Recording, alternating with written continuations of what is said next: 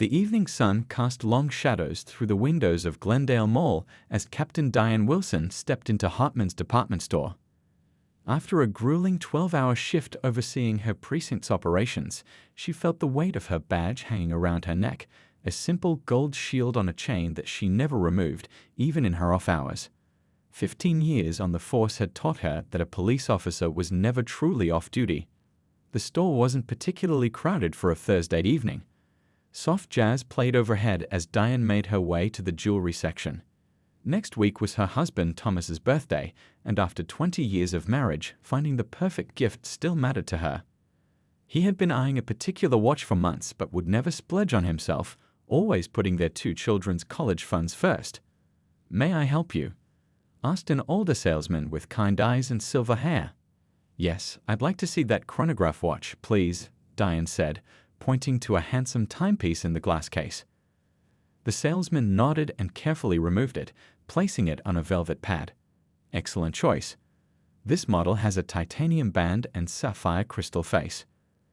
Diane was examining the watch's weight and craftsmanship when she felt someone standing too close behind her. Before she could turn around, a harsh voice broke through the store's peaceful atmosphere. "Don't even think about running." Startled, Diane turned to face a white man in his 40s wearing the uniform of the neighboring Riverdale Police Department. His name tag read Officer Reynolds. His hand rested on his holstered weapon, and his stance was aggressive and confrontational. "Is there a problem, officer?" Diane asked calmly, her training kicking in automatically. "Yeah, there's a problem," Reynolds said loudly, drawing the attention of nearby shoppers. "We've had reports of shoplifters targeting high-end merchandise. And here you are, handling a $5,000 watch." The salesman looked confused. "Sir, I'm helping this customer." "Step back," Reynolds ordered the salesman, who reluctantly complied. Diane took a deep breath. This wasn't the first time she'd faced prejudice, but it never got easier. "Officer Reynolds, I'm Captain Diane Wilson with the Oakwood Police Department." She carefully reached for her badge hanging around her neck. "I'm simply shopping for my husband's birthday." Reynolds smirked, looking at her badge without really examining it. "Sure you are. Anyone can buy a fake badge online these days, and I'm supposed to believe someone like you can afford a watch like that." The "someone like you" hung in the air, its meaning unmistakable. A small crowd had begun to gather at a safe distance, watching the scene unfold. The salesman looked desperately toward the manager's office. "You can call my precinct to verify my identity," Diane said, keeping her voice steady despite the anger and humiliation building inside her. She reached slowly for her phone. "I can give you my commander's number." "Don't move." Reynolds barked, drawing his weapon partially. "Hands where I can see them." Diane froze, heart pounding but face composed. 15 years of community policing, 3 commendations for bravery, and a master's degree in criminal justice, none of it mattered in this moment. To Reynolds, she was just another suspect. "Turn around and put your hands behind your back," he ordered. "This is unnecessary," Diane said firmly. "I've identified myself as law enforcement." "Now," Reynolds shouted, his face reddening, "or I'll add resisting arrest." The store had gone completely silent. A teenager nearby was filming with his phone. The salesman stood helplessly clutching the watch. Diane could have escalated the situation, demanded to speak to someone in charge, or called for backup herself. But years of training and an acute awareness of how quickly police confrontations could turn deadly made her decision clear. Slowly, with dignity intact, she turned around. "This is a mistake," she said clearly, looking directly at the people watching as Reynolds roughly pulled her wrists behind her back. The cold metal of handcuffs bit into her skin as he fastened them too tightly. "We'll see about that," Reynolds said with satisfaction in his voice. He began walking her toward the exit, parading her past shocked onlookers. "You people always think you're above the law." As they passed the store's security cameras, Diane made mental notes of their locations. She remained silent now, conserving her energy and planning her next steps. This officer had made a serious error in judgment, one that would have consequences. But for now, with the eyes of them all upon her, Captain Diane Wilson walked with her head held high, even as Reynolds pushed her forward like a common criminal. What neither of them realized was that this moment, captured on store cameras and bystanders' phones, would soon ignite a firestorm that would change both their lives forever. The stares of shoppers burned into Diane's back as Officer Reynolds marched her through the department store. Every face they passed registered shock, confusion, or worst of all, pity. An older woman gasped and covered her mouth. A father pulled his curious child closer, whispering something about bad people. The jewelry salesman who had been helping Diane stood frozen, the watch still in his trembling hands. "I need to speak with your supervisor," Diane said quietly, trying one more time to reason with Reynolds. "Quiet," he snapped, tightening his grip on her arm. "You can talk all you want down at the station." A store manager in a pressed navy suit hurried alongside them. "Officer, this seems like a misunderstanding. This woman wasn't." "Sir, step back. This is police business," Reynolds interrupted, not even slowing his pace. Diane felt her professional reputation unraveling with each step. 15 years of building respect in the community, gone in 5 minutes. She caught a glimpse of her reflection in a mirror as they passed, a respected police captain in handcuffs, being paraded through a mall like a trophy. "My ID is in my wallet," Diane said firmly. "My police captain credentials are there too. Just check them." Reynolds laughed dryly. "Sure they are. You know how many fake IDs I've seen. Besides, no police captain I know shops for fancy watches they can't afford." The implication hung in the air, clear as day. 2 teenage girls whispered to each other as Diane passed. One had her phone out, recording everything. "My husband and I saved for months for his birthday gift," Diane explained, frustration creeping into her voice despite her efforts to stay calm. "Right," Reynolds said with heavy sarcasm. "And I'm sure that fancy car in the parking lot is yours too. Let me guess, you work hard for everything you have." The mockery in his voice made several onlookers shift uncomfortably. A middle-aged man in a business suit stepped forward. "Officer, I think you're making a mistake. I saw this woman." "Sir, interfering with police business is a crime," Reynolds cut him off sharply. "Unless you want to join her, I suggest you back up now." The man retreated, but not before giving Diane a sympathetic look. She nodded slightly in acknowledgement, grateful for the small gesture of support amid the humiliation. As they approached the main exit, they passed the store's security office. Through the glass wall, Diane could see security personnel watching the scene unfold on their monitors. One security guard, a young woman with concerned eyes, was pointing at a screen showing Diane talking peacefully with the jewelry salesman minutes earlier. "Your security team has footage of me shopping normally," Diane said, nodding toward the office. "Just ask them to check their cameras." "We'll review all the evidence back at the station," Reynolds replied dismissively. "Shoplifters always have excuses." They pushed through the glass doors into the evening air. The sun had nearly set, casting long shadows across the parking lot. More people had gathered, drawn by the commotion. Diane felt her cheeks burning with anger and embarrassment, but she kept her head high. "You're making a serious mistake," she said, her voice low but clear. "I am Captain Diane Wilson, Oakwood Police Department, Western District." Reynolds stopped at his patrol car and spun her around roughly. "Listen, I don't care if you're claiming to be the police chief herself. People like you always think you're special, that the rules don't apply. But I see right through it." His emphasis on "people like you" made a nearby woman frown and pull out her phone, typing rapidly. "Call my precinct," Diane insisted as Reynolds opened the back door of his patrol car. "Ask for Commander Howard. One phone call can clear this up." "You'll get your phone call at the station, just like everybody else," he said, pushing her head down as he guided her into the back seat. The car door slammed shut, and Diane found herself staring through the mesh divider at the back of Reynolds' head.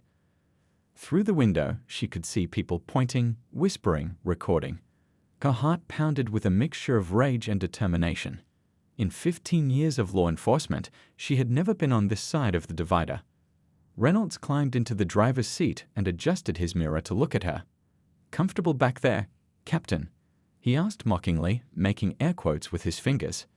Diane met his eyes in the mirror. "My badge number is 4573. My commanding officer is Richard Howard.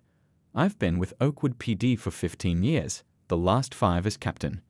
"This will be resolved, Officer Reynolds, but how it's resolved depends on what you do next." Something in her calm confidence made his smirk falter slightly. He turned away, starting the engine. "We'll see about that," he muttered, but there was a new note of uncertainty in his voice. As the patrol car pulled away from the curb, Diane caught sight of the young security guard from the store, running out with a phone pressed to her ear, trying to flag them down. But Reynolds accelerated and the scene disappeared behind them. The ride to the station was silent and tense. Instead of taking Diane to her own precinct in Oakwood, Officer Reynolds drove toward Riverdale's police headquarters. Through the window, Diane watched familiar streets pass by, mentally mapping their route. The handcuffs bit into her wrists each time the car hit a pothole, which Reynolds seemed to aim for deliberately. 15 minutes later, they pulled into the parking lot of a squat brick building with Riverdale Police Department displayed in bold letters above the entrance. Unlike her own precinct's modern facility, this station looked worn and outdated. Reynolds parked in a spot marked Officer Parking Only and cut the engine. "Welcome to your new accommodations," he said, opening her door and roughly helping her out. "Not as fancy as you're used to, I bet." The station's fluorescent lights buzzed overhead as Reynolds guided her through the front entrance. A few officers looked up from their desks, curiosity on their faces. Diane recognized the look. A new arrest always drew attention, but this time it was directed at her. "Got a shoplifter from Hartman's," Reynolds announced loudly to the room. "Claims she's a police captain." He emphasized the word claims with obvious disbelief. A heavy-set desk sergeant glanced up from his computer. "Paperwork's backed up, Reynolds. Might be a while before processing." "No rush," Reynolds replied with a smirk. "She's not going anywhere." Diane straightened her shoulders, looking directly at the desk sergeant. "My name is Captain Diane Wilson, badge number 4573, Oakwood Police Department. I was wrongfully detained while shopping for my husband's birthday gift. I need to contact my commanding officer immediately." The desk sergeant's eyes narrowed slightly, a flicker of recognition crossing his face. "Wilson?" he asked. "From Western District?" Hope sparked in Diane's chest. "Yes, Commander Howard is my direct superior." Reynolds cut in before the sergeant could respond. "Don't tell me you're falling for this, Frank." She had this whole story prepared. The sergeant, Frank, looked uncertain, glancing between Reynolds and Diane. "Just following protocol, Reynolds," he said finally. "Take her to interview room 2 for now." Reynolds gripped Diane's arm and steered her down a dingy hallway lined with scuffed walls. They passed a young officer who did a double take when he saw Diane. "Is that?" the young officer started to ask. "Just another perp claiming to be someone important," Reynolds interrupted, pushing past him.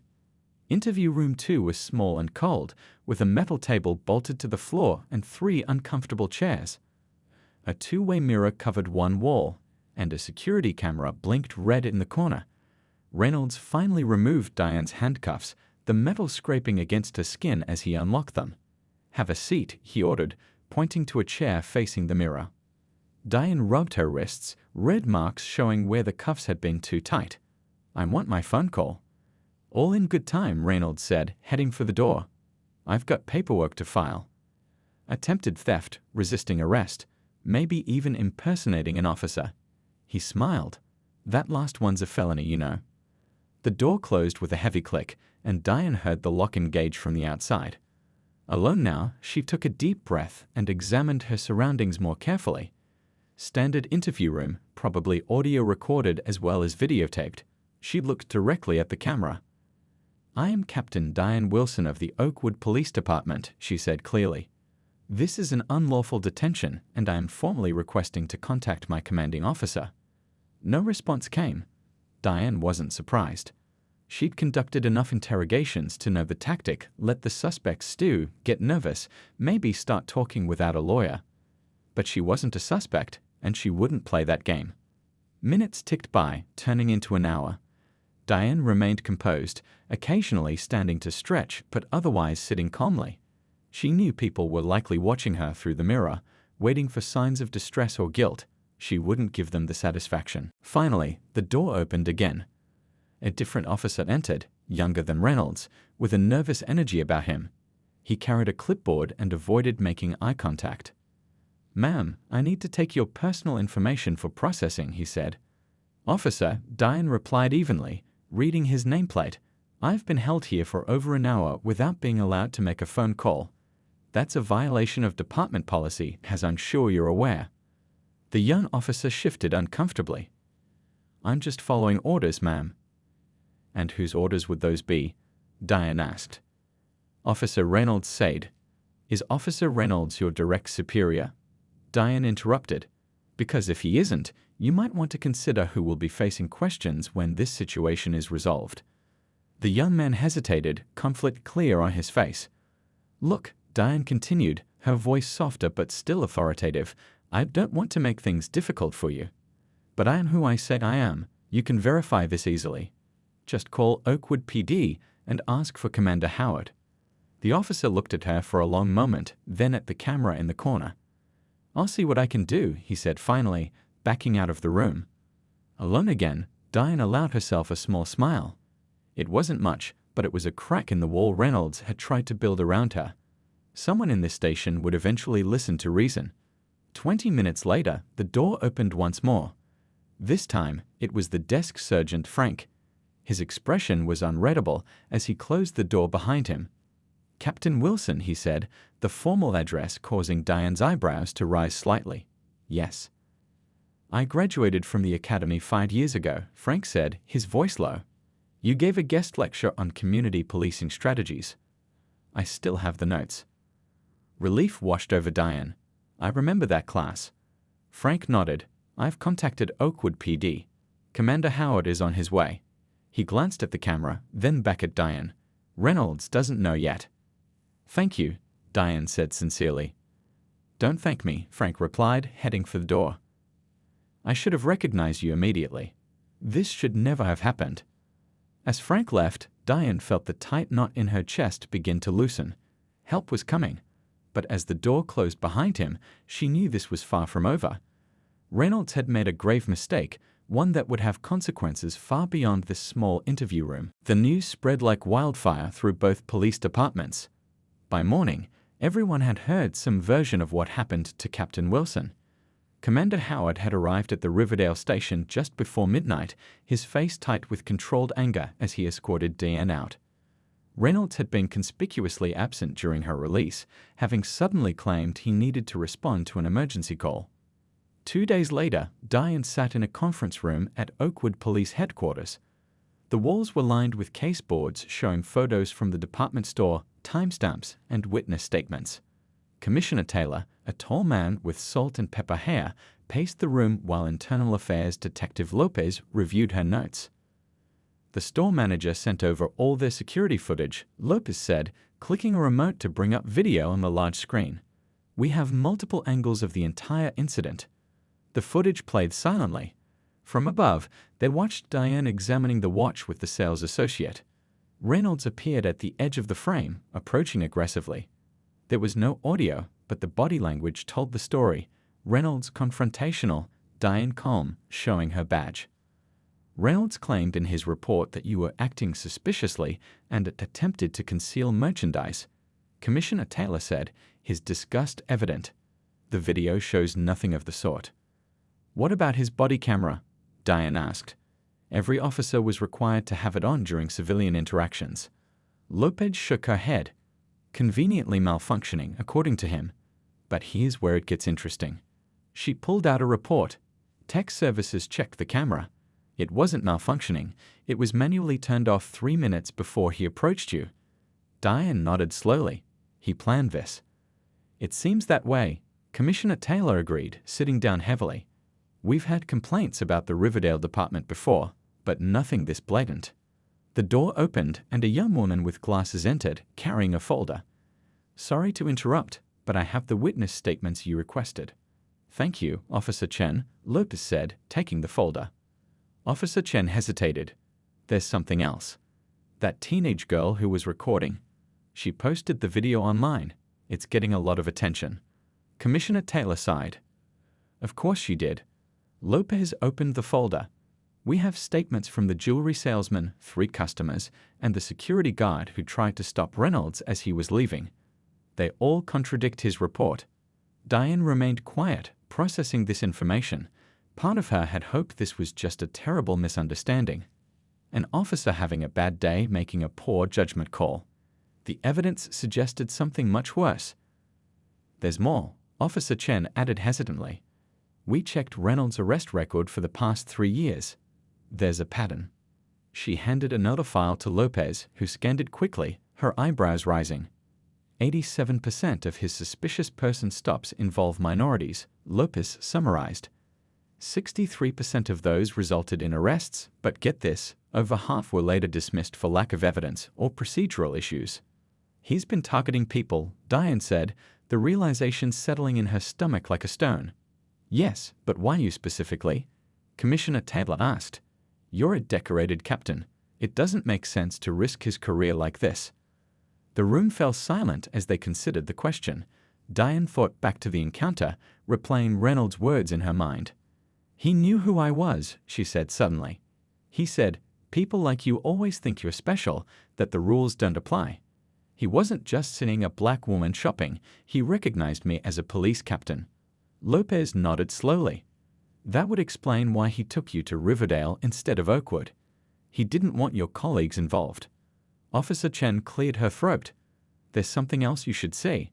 She pulled up an email on her tablet and passed it to Diane. "This came in this morning from an anonymous Riverdale officer." Diane read the email, her expression growing darker with each line. It described a group within the Riverdale department, officers who regularly exchanged racist messages and targeted minorities in wealthy areas. Reynolds was allegedly one of the ringleaders. "We need to take this to the district attorney," Diane said, passing the tablet to Commissioner Taylor. "This goes beyond my incident." "Agreed," he replied after reading it. "But we need more than an anonymous email. We need proof." Lopez's phone buzzed. She checked it, then looked up with a grim smile. "We might have it. The judge just approved our warrant for Reynolds' phone and personal communications." "Could," Commissioner Taylor said, standing. "Detective Lopez, I want you to lead this investigation." Officer Chen, work with I to preserve all evidence from social media and anonymous tips. "Captain Wilson," he paused, looking at Diane with concern. "I'd understand if you wanted to step back from this." Diane straightened in her chair. "With all due respect, sir, I need to see this through. Not just for myself, but for everyone else who's been targeted." Commissioner Taylor nodded with approval. "I thought you'd say that. But for now, you're on administrative leave with pay. Standard procedure after an incident. Use the time to document everything while it's fresh in your mind." As the meeting wrapped up, Diane gathered her notes. The initial shock and humiliation had transformed into something more purposeful. Reynolds had chosen the wrong person to target, not because she was a captain, but because she wouldn't stop until the truth came to light. Outside the conference room, Diane paused at a window overlooking the city. Her phone buzzed with another message from her husband, checking if she was okay. News vans were gathering at the department's front entrance. The story was growing beyond her control. Detective Lopez joined her at the window. "The tech team is extracting data from Reynolds' phone now. We should have results by tomorrow." "Good," Diane said, "because I have a feeling what happened to me was just the tip of the iceberg." Lopez hesitated, then added quietly, "The Riverdale chief called. He wants to meet with you privately, off the record." Diane turned, surprised. "Why?" He wouldn't say, but he sounded worried. Lopez checked her watch. He suggested meeting at the diner across from the courthouse. No uniforms, no press. Diane considered this. The Riverdale chief had a reputation for being old school, but fair. If he wanted a private meeting, he must have a good reason. "Tell him I'll be there," she decided. "But I want you nearby, just in case." As Lopez walked away, Diane turned back to the window. The investigation was gaining momentum, but she couldn't shake the feeling that they were about to uncover something much bigger than one officer's racist actions. Reynolds was part of a system, and systems didn't go down without a fight. The corner cafe sat wedged between a bookstore and a dry cleaner just across from the county courthouse. At 7:30 in the morning, it was mostly empty except for a few lawyers grabbing coffee before court. Diane chose a booth at the back, facing the door. Old habits died hard. She wore jeans and a sweater instead of her usual uniform or business attire, trying to keep a low profile despite the fact that her face had been all over the local news. The bell above the door jingled, and Chief Gregory from Riverdale PD walked in. He was shorter than Diane expected, with a thick mustache and tired eyes that suggested he hadn't slept much lately. He spotted her immediately and walked over, sliding into the booth without ordering anything. "Captain Wilson," he said with a nod. "Thank you for meeting me." "Chief," Diane replied. "I'm curious why you wanted to talk off the record." Gregory glanced around, then leaned forward. "Because what I'm about to tell you could end my career. But after what happened to you, it can't continue." A waitress approached, but Gregory waved her away. He pulled out his phone, tapped a few times, and slid it across the table. On the screen was a text message conversation. "These are messages between Officer Reynolds and 4 other officers in my department," he explained quietly. "Our 8 guy found them this morning and brought them directly to me. Read them." Diane scrolled through the messages, her expression hardening. The conversation was dated 3 weeks earlier. Reynolds had written, "Guess who I saw shopping at the fancy mall? Captain High and Mighty Wilson from Oakwood. Someone needs to remind her what happens when people forget their place." Another officer had replied, "Do it. These diversity hires think they run everything now. Time for a reality check." Diane looked up, meeting Gregory's eyes. He targeted me deliberately. This wasn't random. "Keep reading," Gregory said grimly. She scrolled further. The messages got worse, with the officers discussing previous incidents where they'd harassed people of color in upscale areas. They called it patrol cleansing, stopping people who they thought didn't belong in certain neighborhoods. They shared photos, tactics, and congratulated each other after successful interventions. "How long has this been going on?" Diane asked, her voice steady despite the anger building inside her. Gregory rubbed his face. "Based on what we've found so far, at least 2 years, maybe longer. They call themselves the Old Guard. Reynolds is their ringleader." "And you had no idea?" Diane couldn't keep the skepticism from her voice. "I suspected something," Gregory admitted. "Complaint patterns, suspicious reports, but nothing concrete enough to act on. These guys are careful. They know how to write reports that justify their actions, and they're liked in the department. Reynolds has the highest arrest record on the force." "Quantity over quality," Diane muttered. "How many innocent people has he harassed?" Gregory looked down. "Too many. But now we have proof." "Why are you showing me this before taking it to internal affairs?" Diane asked, still suspicious of his motives. "Because I need your help," he said simply. "This goes deep, Captain. 6 officers at least, maybe more.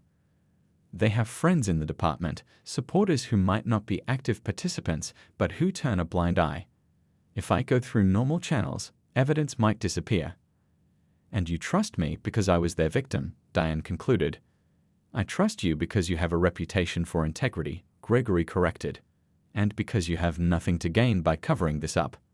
Diane considered this. "What exactly are you asking me to do?" "Work with me.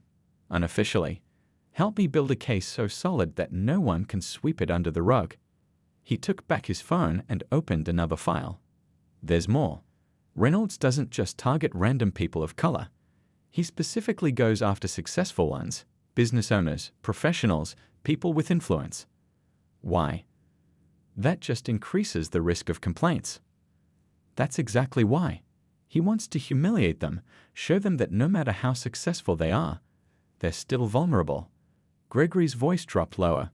"And here's the worst part. I found records of settlements.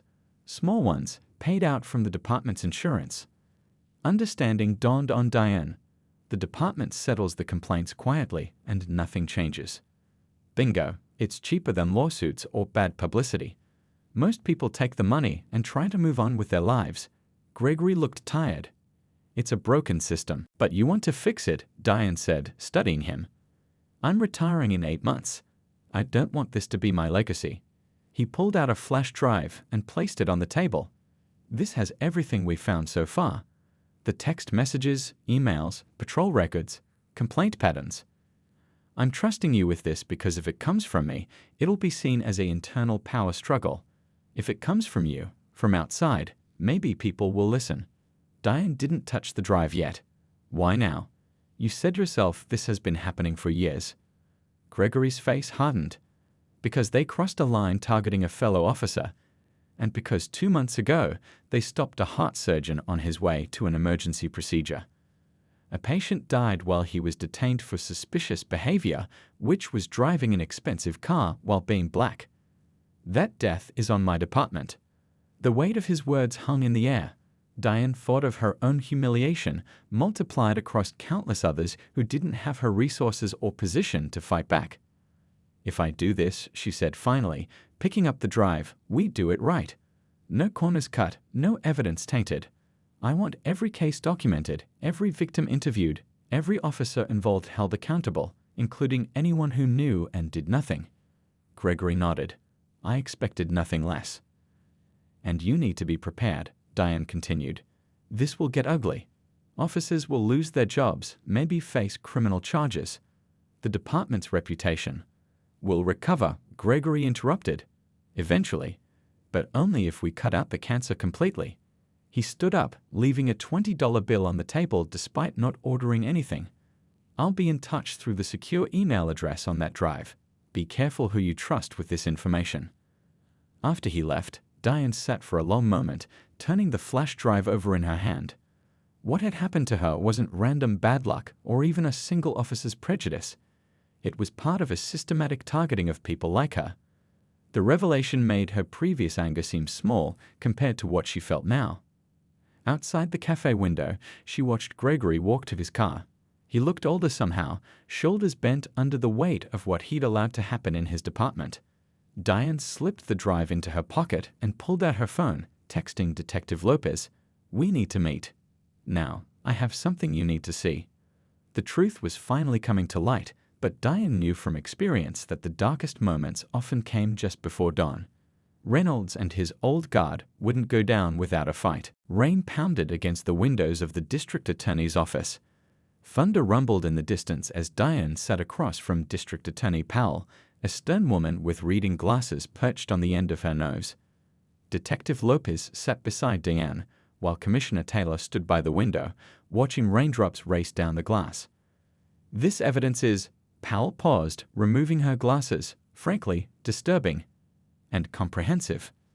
On her desk lay printouts of text messages, reports, and photographs, 3 weeks' worth of investigation into what the media had started calling the old guard scandal. What had begun with Diane's wrongful arrest had unraveled into something much bigger. 17 confirmed victims over the past 3 years, Lopez said, pointing to a folder. All professionals of color, all detained or arrested in upscale areas, all with similar patterns of officer behavior. And all involving at least one of these 6 officers, Powell finished, looking at a photo of Officer Reynolds and his colleagues. The question now is how we proceed. These aren't just departmental violations, Diane said firmly. These are civil rights violations, criminal misconduct under color of law. Powell nodded slowly. I agree. But building criminal cases against police officers is never easy, as you well know, Captain. The room fell silent except for the rain. Everyone present understood the challenges ahead. The thin blue line, the police union, the public relations nightmare. We have the evidence, Commissioner Taylor said finally. Text messages planning the harassment, body camera footage that was deliberately turned off, falsified reports, witness statements, victim testimonies. If we don't act now, we're complicit. Powell looked at him thoughtfully. You understand this will affect both departments. The public won't distinguish between Riverdale and Oakwood once this breaks. All they'll see is police officers abusing their power. Then we need to be the ones to clean house, Diane said, publicly and transparently. Powell seemed to make a decision. She pressed a button on her phone. Janet, please ask Sheriff Williams to join us. Minutes later, a tall man in a sheriff's uniform entered the room. His face was grave as Powell quickly brought him up to speed. We're going to need your department to make the arrests, Powell explained, to avoid any appearance of conflict of interest. Sheriff Williams nodded. My team is ready. Just say when. Tomorrow morning, Powell decided. 6 a.m. before shift change. I want simultaneous arrests of all 6 officers. No advance warning to either department. What about the charges? Lopez asked. Powell handed her a document. Civil rights violations, filing false reports, conspiracy, false imprisonment. For Reynolds, we're adding additional charges of witness intimidation based on those text messages about the hospital janitor who tried to file a complaint. Diane felt a mix of satisfaction and sadness. The system was finally working the way it should, but the damage done to community trust would take years to repair. There's something else you should know, Sheriff Williams said, his expression troubled. We've been monitoring their communications since you got the warrant. Reynolds knows something's coming. He's been telling the others to stick to the story and delete anything personal. Will that compromise the case? Taylor asked sharply. No, Powell assured him. We have everything we need already preserved through the warrants, but it means they won't be surprised when you come for them. Good, Diane said, surprising everyone. I want Reynolds to see it coming, just like all those people saw him coming for them. The meeting continued as they finalized details for the next morning. Rain continued to pour outside, washing the city clean. The arrests made national news. Camera crews captured Officer Reynolds being led out of his house in handcuffs, still wearing a t-shirt and sweatpants. His face, once smug and confident, now showed shock and fear. The other 5 officers were arrested simultaneously at their homes. By noon, both police departments had called emergency press conferences. Commissioner Taylor spoke first, standing at a podium outside Oakwood headquarters. Today, we begin the process of accountability, he said, cameras flashing before him. The behavior uncovered in this investigation goes against everything the badge represents. I want to apologize to every person who was wrongfully targeted, every citizen whose trust was broken. Chief Gregory's press conference was more somber. The strain of the past month showed on his face as he addressed the reporters. I take full responsibility for the failures of oversight that allowed this behavior to continue under my watch, he said, his voice heavy. Effective immediately, I am taking early retirement. My final act as chief will be to implement new accountability measures and training programs that my successor will continue. Diane watched both press conferences from her living room, her husband Thomas beside her, holding her hand tightly. She had been asked to speak but had declined. This wasn't about her anymore, it was about a system that needed fixing. Her phone buzzed constantly with messages from colleagues, other officers, and even some of the victims who had been contacted during the investigation. One message in particular caught her attention, from the teenager who had recorded her arrest at the department store. You did it. You actually made them pay. Thank you. Simple words, but they hit Diane hard. For that young person, seeing justice done might restore some faith in the system. The police union held their own press conference later that afternoon. Their president, a veteran officer with 30 years on the force, stood stiffly at the microphone. While the Fraternal Order of Police supports due process for every officer, we do not and will not defend those who betray their oath and use the badge to discriminate, he stated firmly. The officers involved in this case will receive legal representation as is their right, but the union condemns their alleged actions in the strongest possible terms. The statement was unexpected. Unions typically defended officers regardless of circumstances. But the evidence had been too damning, the pattern too clear to ignore. As evening fell, Diane received a call from Commissioner Taylor. Reynolds is talking, he said without preamble, trying to cut a deal. He's naming names, other officers, supervisors who looked the other way. Is Powell going to give him a deal? Diane asked, stepping onto her back porch for privacy. Limited immunity in exchange for testimony against the others and information about all the victims. Some of these cases go back 5 years, Diane. It's bigger than we thought. Diane watched lightning flash in the distance. What about the other officers? 2 are following Reynolds' lead, trying to bargain. The rest are maintaining their innocence. Taylor paused. The mayor wants you at City Hall tomorrow. There's going to be an announcement. What kind of announcement? A task force. To review every arrest made by these officers over the past 5 years. To find every victim and make it right. Taylor's voice softened. He wants you to lead it, Diane. The responsibility of such a task settled on her shoulders, heavy but purposeful. This was why she'd become an officer in the first place, to protect people, to serve justice. Tell him I'll be there, she said finally. After hanging up, Diane remained on the porch, watching the storm move across the city. What had begun as a personal humiliation had exposed a cancer within the department. Removing it would be painful, the recovery long. But for the first time since Reynolds had approached her in that store, she felt something like hope. Thomas joined her on the porch, wrapping a blanket around her shoulders. "You okay?" Diane leaned against him, drawing strength from his presence. "No," she answered honestly. "But I will be. And so will the department." Together they watched the storm pass, knowing that sometimes things had to break apart completely before they could be rebuilt, stronger and better than before. 1 year later, the community center buzzed with activity. Folding chairs filled the main hall, nearly every seat taken. At the front, a podium stood flanked by the flags of the city and state. Sunlight streamed through tall windows, casting warm rectangles on the polished floor. Diane adjusted her uniform, no longer a captain's uniform, but that of Deputy Chief Wilson. The promotion had come 3 months after the trials began, part of the department's restructuring efforts. She checked her watch, then glanced at the stack of certificates waiting on a table nearby. Each bore a name, 23 in total, of new graduates from the Community Police Oversight Committee. "Nervous?" asked Thomas, appearing at her side in a crisp suit. After 30 years as an engineer, he had taken early retirement to help with the community outreach programs Diane had established. "A little," she admitted. "This is bigger than just a graduation ceremony." Thomas squeezed her hand. "They're here to support you, not judge you." The doors at the back opened and Commissioner Taylor entered, followed by Mayor Chen and several city council members. Behind them came someone Diane hadn't expected, Judge Rivera, who had presided over Reynolds' trial. The trial had been front-page news for weeks. Reynolds, facing the weight of evidence against him, had eventually pleaded guilty to reduced charges in exchange for testimony against the others. His cooperation had revealed more officers involved in the old guard than initially thought, 8 in total, plus 3 supervisors who had buried complaints. The case had sparked similar investigations in police departments across the country. "It's time," Thomas whispered, nodding toward the podium.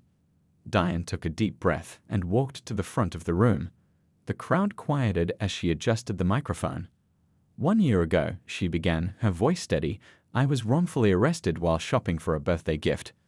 What happened to me was humiliating, infuriating, and unjust.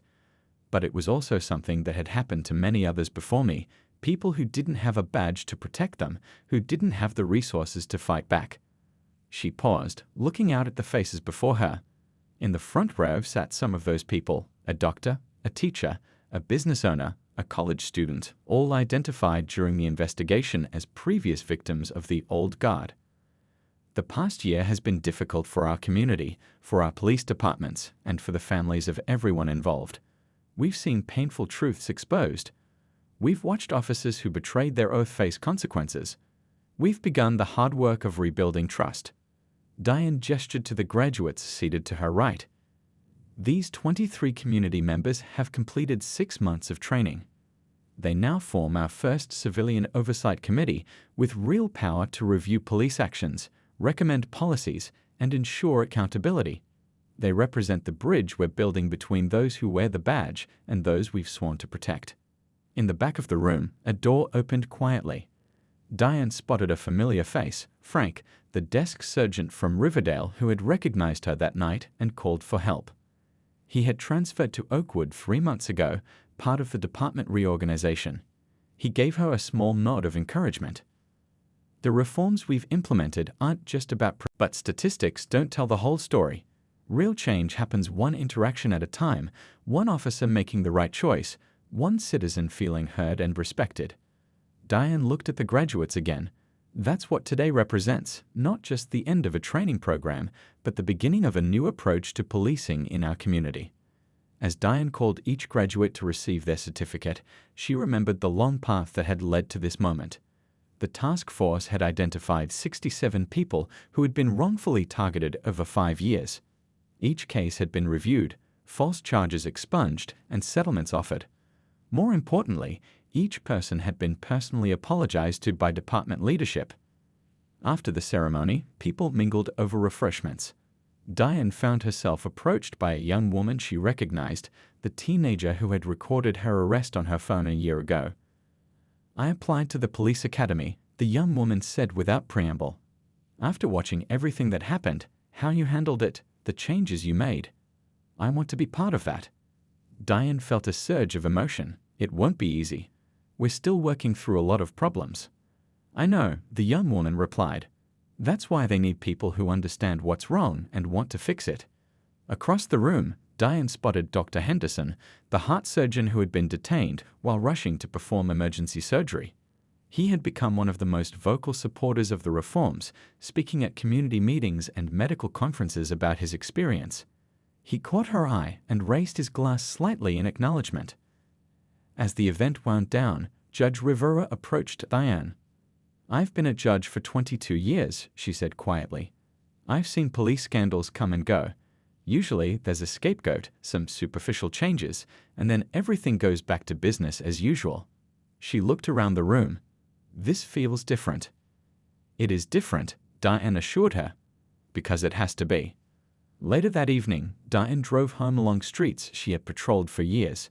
She passed the department store where everything had started, now just another building in the downtown landscape. She thought about Officer Reynolds, sitting in a prison cell, and felt no satisfaction, only a sense that justice, however